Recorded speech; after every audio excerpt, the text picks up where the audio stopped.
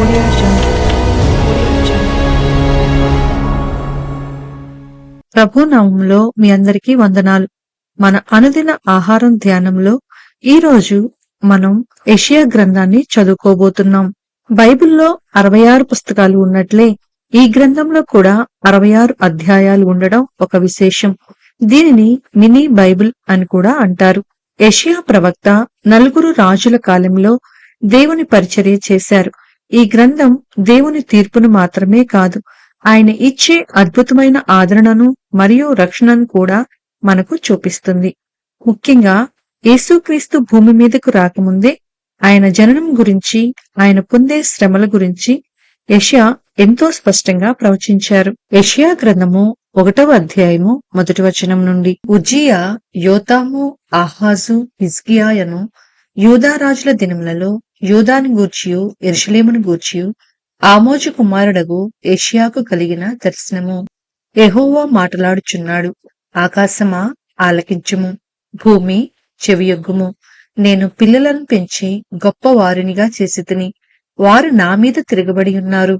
ఎద్దు తన కామాందు నెరుగును, గాడిద సొంతవాని దొడ్డి తెలుసుకును. ఇజ్రాయేలుకు తెలివిలేదు, నా జనులు యోచింపరు.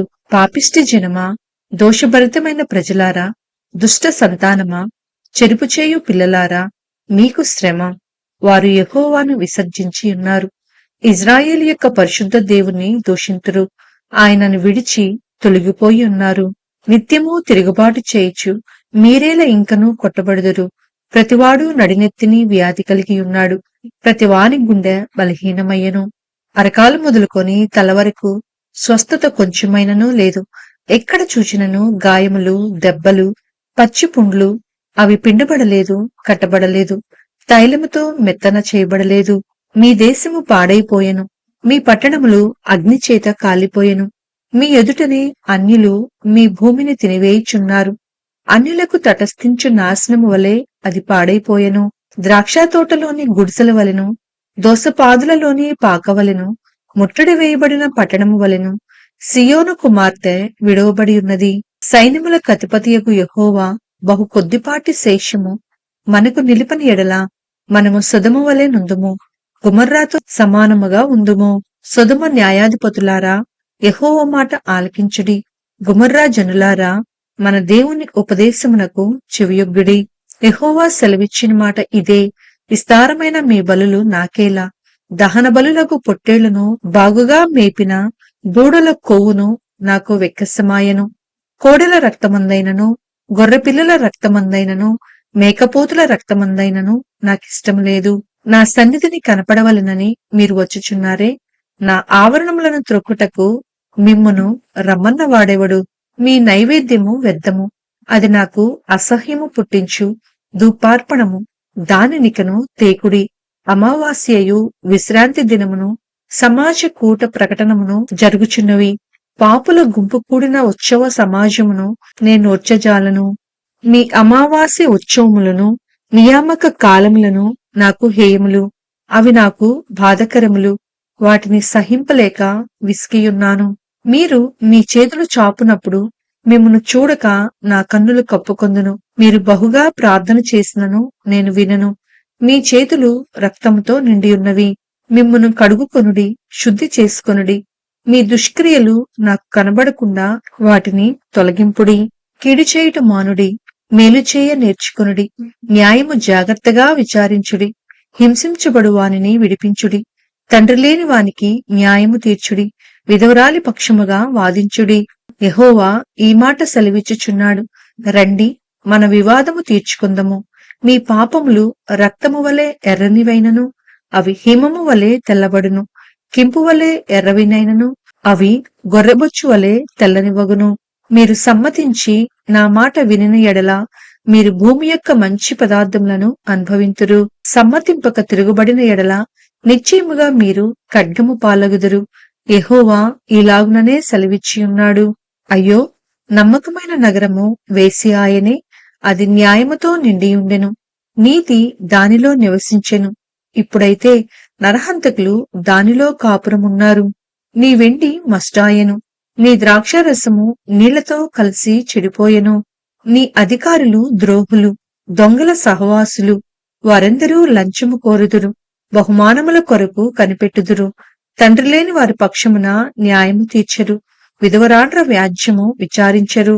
కావున ప్రభువును, ఇజ్రాయేలు యొక్క బలిష్ఠుడును, సైన్యములకు అధిపతియునగు యెహోవా ఈలాగున అనుకొనుచున్నాడు.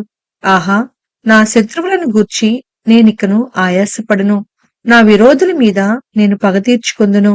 నా హస్తము నీ మీద పెట్టి క్షారము వేసి నీ మస్టును నిర్మలము చేసి నీలో కలిపిన తగరమంతయు తీసివేసెదను. మొదట నుండినట్లు నీకు న్యాయాధిపతులను మరలా ఇచ్చెదను. ఆదిలో నుండినట్లు నీకు ఆలోచనకర్తలను మరలా నియమించెదను. అప్పుడు నీతిగల పట్టణమనియు నమ్మకమైన నగరమనియు నీకు పేరు పెట్టబడును. సియోనుకు న్యాయము చేతను, తిరిగి వచ్చిన దాని నివాసులకు నీతి చేతను విమోచనము కలుగును. అతిక్రమము చేయువారును పాపులను నిశ్శేషముగా నాశనమగుదురు. యెహోవాను విసర్జించువారు లయమగుదురు. మీరు ఇచ్చయించిన మస్తకీ వృక్షమును గూర్చి వారు సిగ్గుపడుదురు. మీకు సంతోషకరములైన తోటలను గూర్చి మీ ముఖములు ఎర్రబారును. మీరు ఆకులు వాడు మస్తకీ వృక్షము వలెను, నీరులేని తోట వలెను అగుదురు. బలవంతులు నారపీచు వలె నుందురు, వారి పని అగ్నికణము వలె నుండును. ఆర్పు వాడెవడునూ లేక వారును వారి పనియు బొత్తిగా కాలిపోవును. యెషయా గ్రంథము 2వ అధ్యాయము 1వ వచనం నుండి. యూదాను గూర్చియు యెరూషలేమును గూర్చియు ఆమోజు కుమారుడైన యెషయాకు దర్శనము వలన కలిగిన దేవోక్తి. అంత్యదినములలో పర్వతములపైన యెహోవా మందిర పర్వతము పర్వత శిఖరమున స్థిరపరచబడి కొండల కంటే ఎత్తుగా ఎత్తబడును. ప్రవాహము వచ్చినట్లు సమస్త అన్యజనులు దానిలోనికి వచ్చెదరు. ఆ కాలమున సియోనులో నుండి ధర్మశాస్త్రము, యెరూషలేములో నుండి యెహోవా వాక్కు బయలువెళ్ళును. జనములు గుంపులు గుంపులుగా వచ్చి యాకోబు దేవుని మందిరమునకు, యెహోవా పర్వతమునకు మనము వెళ్ళుదము రండి. ఆయన తన మార్గముల విషయమై మనకు బోధించును. మనము ఆయన త్రోవులలో నడుతము అని చెప్పుకొందురు. ఆయన మధ్యవర్తి అయి అన్ని జనులకు న్యాయము తీర్చును, అనేక జనములకు తీర్పు తీర్చును. వారు తమ ఖడ్గములను నాగటి నక్కులుగాను, తమ ఈటెలను మచ్చుక కత్తులుగాను సాగగొట్టుదురు. జనము మీదికి జనము ఖడ్గమెత్తకయుండును. యుద్ధము చెయ్య నేర్చుకునుట ఇక మానివేయును. యాకోబు వంశస్థులారా రండి, మనము యెహోవా వెలుగులో నడుచుకొందము. యాకోబు వంశమగు ఈ జనము తూర్పున నుండిన జనుల సంప్రదాయములతో నిండుకొని ఉన్నారు. వారు ఫిలిష్తీయుల వలె మంత్ర ప్రయోగము చేయుదురు, అన్యులతో సహవాసము చేయుదురు. కనుక నీవు వారిని విసర్జించి ఉన్నావు. వారి దేశము వెండి బంగారములతో నిండి ఉన్నది. వారి ఆస్తి సంపాద్యమునకు మితి లేదు. వారి దేశము గుర్రములతో నిండి ఉన్నది. వారి రథములకు మితి లేదు. వారి దేశము విగ్రహములతో నిండి ఉన్నది. వారు తమ చేతి పనికి తాము వ్రేళ్లతో చేసిన దానికి నమస్కారము చేయుదురు. అల్పులు అణగద్రొక్కబడుదురు, ఘనులు తగ్గింపబడుదురు. కాబట్టి వారిని క్షమింపకుము. యెహోవా భీకర సన్నిధి నుండి, ఆయన ప్రభావ మహాద్యము నుండి బండ బీటలలోనికి దూరుము. మంటిలో దాగియుండుము. నరుల అహంకార దృష్టి తగ్గింపబడును, మనుషుల గర్వము అణగద్రొక్కబడును. ఆ దినమున యెహోవా మాత్రమే ఘనత వహించును. అహంకారాతిశయము గల ప్రతిదానికిని, ఔన్నత్యము గల ప్రతిదానికిని విమర్శించు దినమొకటి సైన్యములకు అధిపతియగు యెహోవా నియమించియున్నాడు. అవి అణగద్రొక్కబడును. ఔన్నత్యము కలిగి అతిశయించు లెబనోను దేవదారు వృక్షములన్నిటికిని, బాషాను సింధూర వృక్షములన్నిటికిని, ఉన్నత పర్వతములన్నిటికిని, ఎత్తైన మెట్లకన్నిటికిని, ఉన్నతమైన ప్రతి గోపురమునకును, బురుజులు గల ప్రతి కోటకును, తర్షీషు ఓడలకన్నిటికిని, రమ్యమైన విచిత్ర వస్తువులకన్నిటికిని ఆ దినము నియమింపబడి ఉన్నది.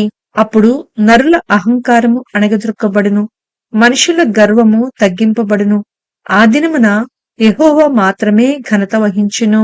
విగ్రహములు బొత్తిగా నశించిపోవును.